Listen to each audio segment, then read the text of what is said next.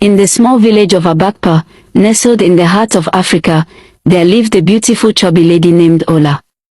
Her beauty was undeniable, but her love for money was even more striking. Ola had a peculiar way of judging people, and her criterion was simple: wealth. If a man was rich, she would lavish attention on him, no matter his age or appearance. However, if a man was poor, she would frown and insult him, warning him to stay away from her. The villagers would often whisper about Ola's behavior, shaking their heads in dismay.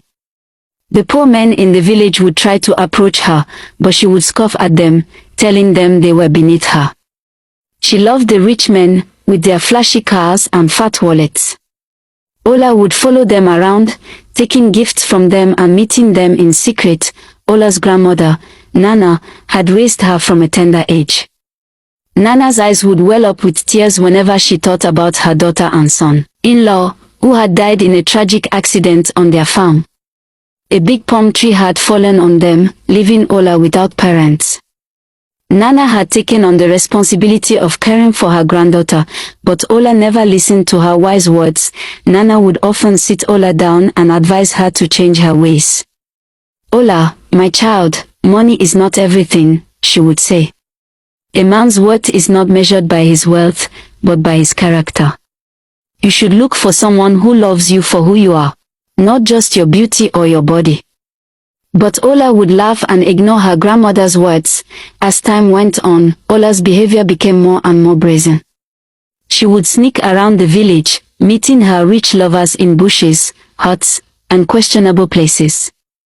The villagers would whisper about her exploits, and Nana's heart would ache with worry.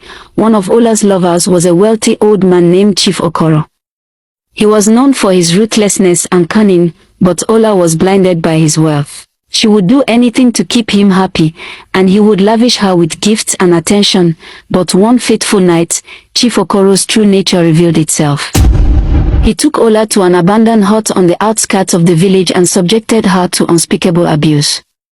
Ola was left battered and bruised, both physically and emotionally. The incident left Ola's life in shambles. She became withdrawn and isolated, unable to face the world. Nana's heart broke when she saw Ola's condition.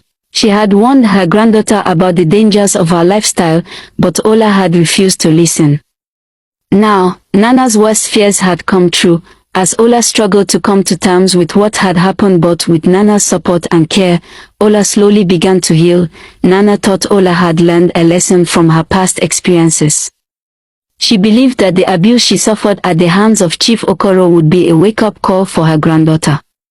But as Ola's physical injuries healed, Nana began to notice that her behavior hadn't changed. Ola continued to follow rich men, young and old, sick and healthy, as long as they had money to offer her. Nana's heart sank as she realized that Ola hadn't learned from her past mistakes. She tried to talk to Ola, to reason with her, but Ola just shrugged her off. "I'm fine, Nana," Ola would say. "I can take care of myself." But Nana knew that Ola wasn't fine. She was still trapped in a cycle of self-destruction, and Nana didn't know how to help her. One day, Ola met a young man named Tond.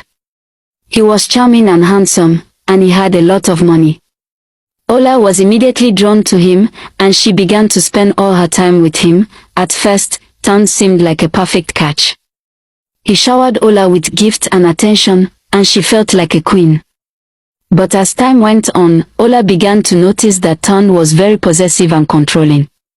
Nana tried to warn Ola, but she wouldn't listen. Ola was too caught up in the attention and affection Tond was showing her. She didn't see the warning signs, and she didn't realize that she was in danger. As the days went by, Ola's relationship with Tond became more and more toxic. He would belittle her and control her every move. Tond was a bad partner. He shouted at Ola and even hit her in public, but Ola stayed with him because of the money and gifts he gave her. She put up with the abuse.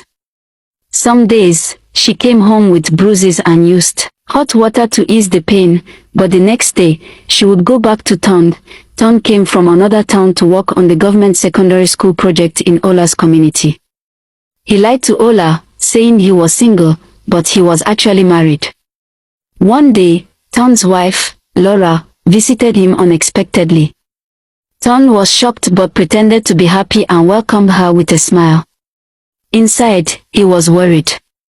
He quickly texted Ola, telling her he wasn't around and she shouldn't visit him. He promised to call her when he returned. The next morning, Ton left for the construction site and told Laura to stay indoors. She agreed, but as soon as he left, she grabbed the raffia basket and went out.